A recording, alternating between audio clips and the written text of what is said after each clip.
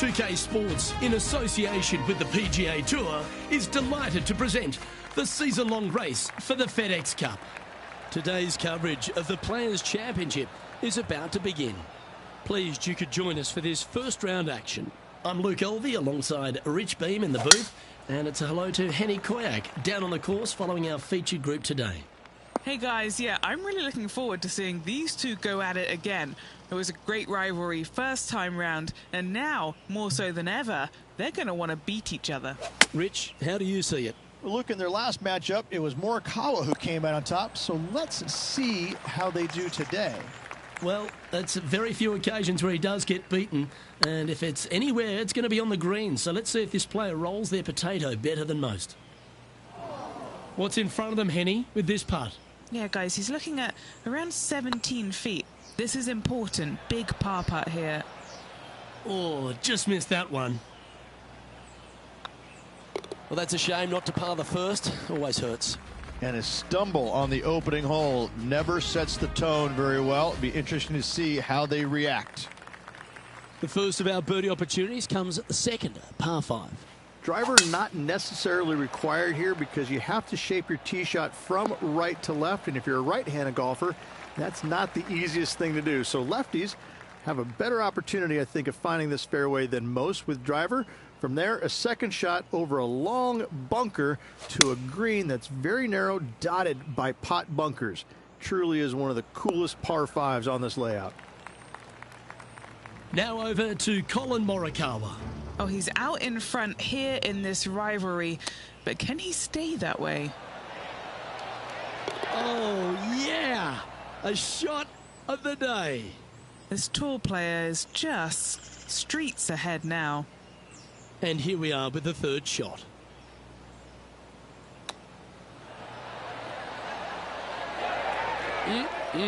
Straight out of the top draw.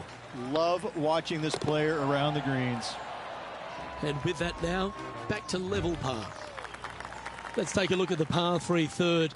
Straight away mid-iron to short iron shot. Such a cool little par 3. Love this green. There's a low section in the front and a high section in the back. And anytime they put the pin all the way in the back section of this green, well, I tell you what, good luck on you. If you miss this green long and or left, that bunker sits some 5 feet below the surface of the green. Let's take a look at Collin Morikawa. Oh, how about that one? That'll help make a big move. Let's return to live play now. Lining up the birdie putt here. He's currently tied for 10th. Always like to see your name moving up the leaderboard. Never a bad thing. Well, the fourth is another great example that it doesn't need to be a long par 4 to be a testing one. This fourth can be menacing, can't it? Just a small little twisty par 4. Just going to take out a fairway wood, find the fairway, and from there you're going to have a small second shot, probably a wedge. 3 distinct sections to this green, the front, the right, and the back left, and all of them have their difficulties when hitting your approach shot into them. However, in my mind's eye, if you find the fairway, you should have a decent look for birdie. Yeah, that one will play. Trying to get to 2 under with this putt.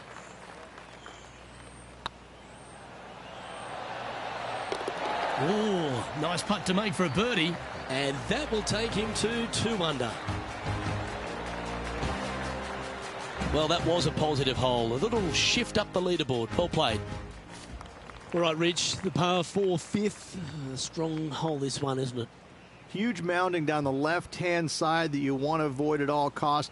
The bunker down the right-hand side, to be fair, is not that bad. But a little further right of that, though, that's the water. You want no part of it. Second shot is downhill to a green. To be fair, that's mostly flat, runs from back left to front right, but one of the more benign greens on this layout. This should play. Left yourself an opportunity. And this putt to move into a tie for third.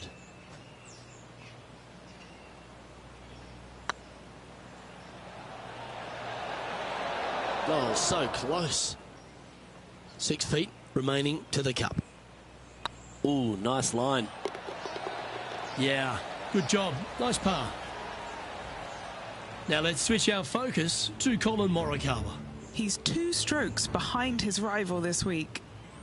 Colin Morikawa setting up his shot. Oh, this one's right down the pipe. Oh, almost went in. It's time to check on the leaderboard. The leader now has a 1-stroke advantage. The tee shot at the par 4-6 has changed a lot now that tree's been taken out of the way, Rich. But what do you think of this short par 4?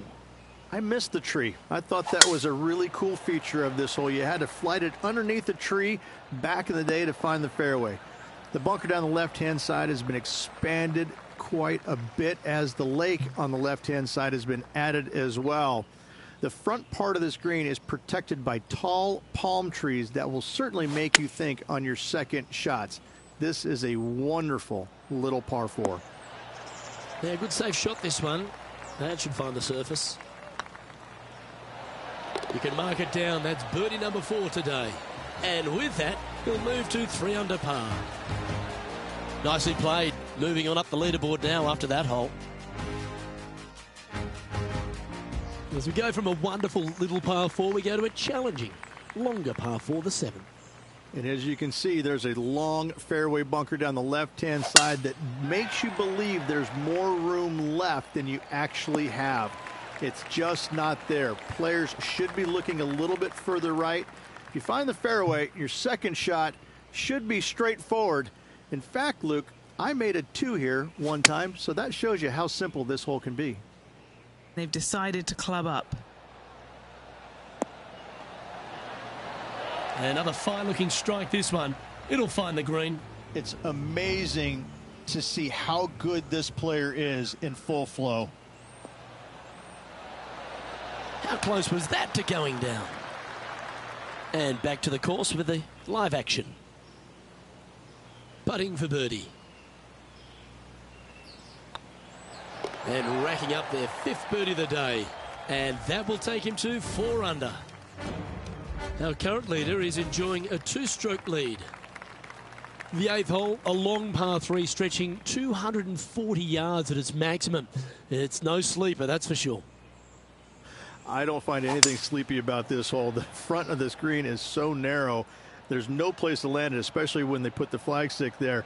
This hole will grab your attention, as it should, because it's a long iron to a sliver of an opening. Even when they put the pin on the right-hand side, you want no part of it. The center of the green all day long here. Now over to Colin Morikawa. He's currently trailing his rival. Let's see what happens here. Oh, Rich, how good is that? And look out, guys. This rivalry looks like it's going to get pretty interesting today, as he's making up some ground on his playing partner. The final hole on the opening 9 at TPC Sawgrass's Stadium course, Rich, is a clever 3-shotter. Par 5, 583 yards from the back. Most players will play this as a 3-shotter. Just find the fairway out to the left, second shot out to the right, sets up a very simple 3rd shot to a very narrow green. Miss it right or left, good luck getting it up and down.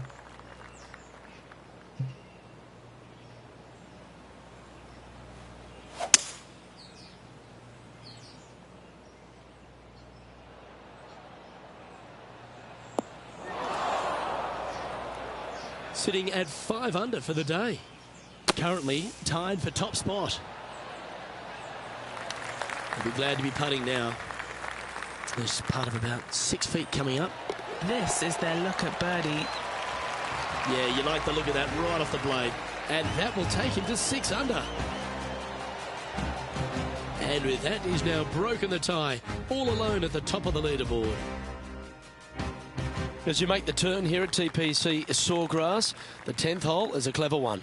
Pretty basic par 4, just 424 yards from the back tee. Players take out a hybrid or a 3-wood, hit it out to the right-hand side, which will leave a short second shot. However, lots of undulations on this green, so make sure your second shot is the correct distance.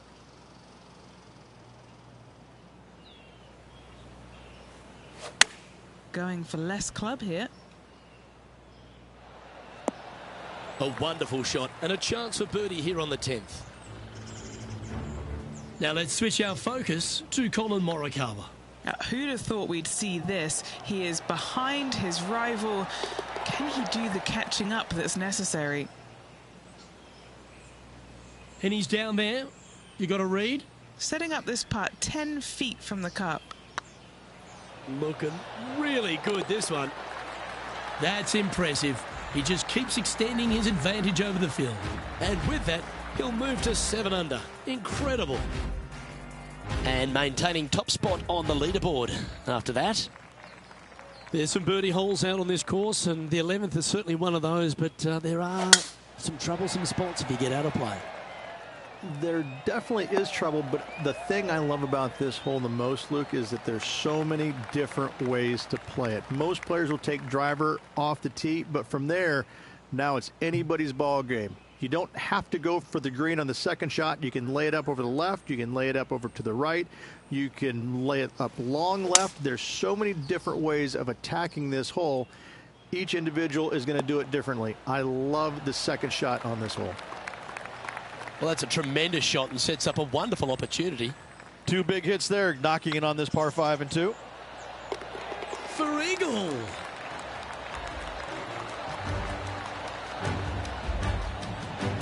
Leading by 4 strokes after that one. Well, the tee shot is all that matters on the short par 4 12th. Most players can reach the green. It's just the decision whether the player goes for it or not.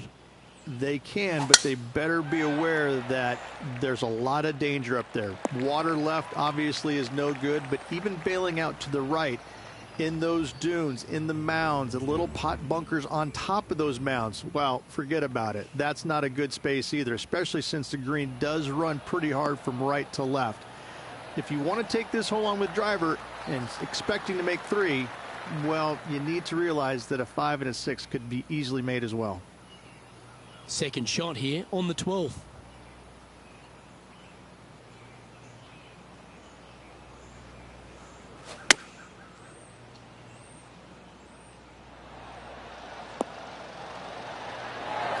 How close was that to going in the hole? Great shot. This putt coming up is for birdie. Currently 10 under for the round.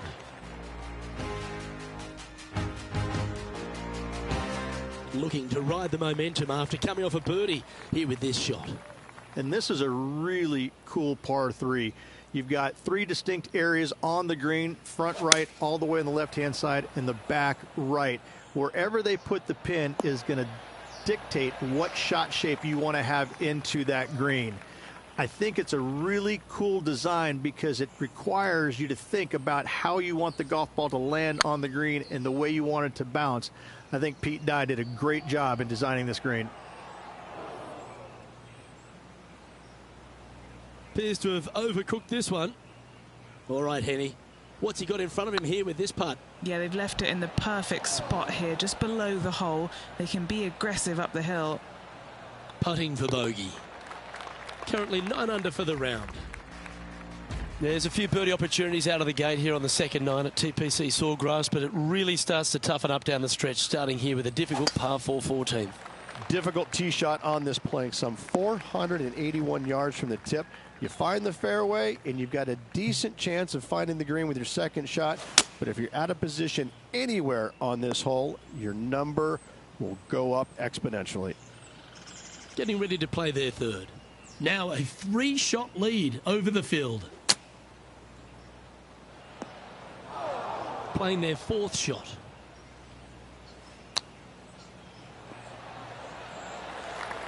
Just 9 feet remaining to the hole. Try and keep that scorecard a little less dirty. This is for bogey. Just hammered that through the line. And there may be some cracks starting to appear in this player's foundation. They've just dropped a double bogey. Let's take a look at the current standings. Managing to maintain their position on the leaderboard. The par 4 15th again requires another strong tee shot because there's some trees in the way, Rich. Players do hit through a chute off this tee shot, which makes it a little bit simpler, I believe, for the players. Bunker down the right-hand side is no good because you'll have trees blocking you out with your second shot. If you miss it left into the pine straw, now you've got some trees blocking you out there, so finding the fairway is imperative. This green is no fun. You find the center of the green and you might be able to putt every single day, but in all reality, you have to find the correct section in order to give yourself the best look at making a putt. Well, that's a bit disappointing. Our work here is done. Let's head to the next hole. Now over to Colin Morikawa. He's currently trailing his rival. Let's see what happens here. So after that effort, let's take a look at the leaderboard. Our leader is a couple of shots up at this stage. As we head to the 16th tee, the famous par 5 reads the start of the gauntlet. Ideally, players want to take their tee shots from right to left, start off that fairway bunker and move it left back in the fairway. Anything down the left-hand side can get caught up into those trees and really cause players issues with their layup. You find the fairway, now you have a massive decision to make. Go for it or bail out to the left, thinking that's the safe play. It really is not. You have to be brave and try and find this green with your second shot. If not, it could come up and bite you. This one's for birdie. Now let's switch our focus to Colin Morikawa. Who'd have thought we'd see this? He is behind his rival.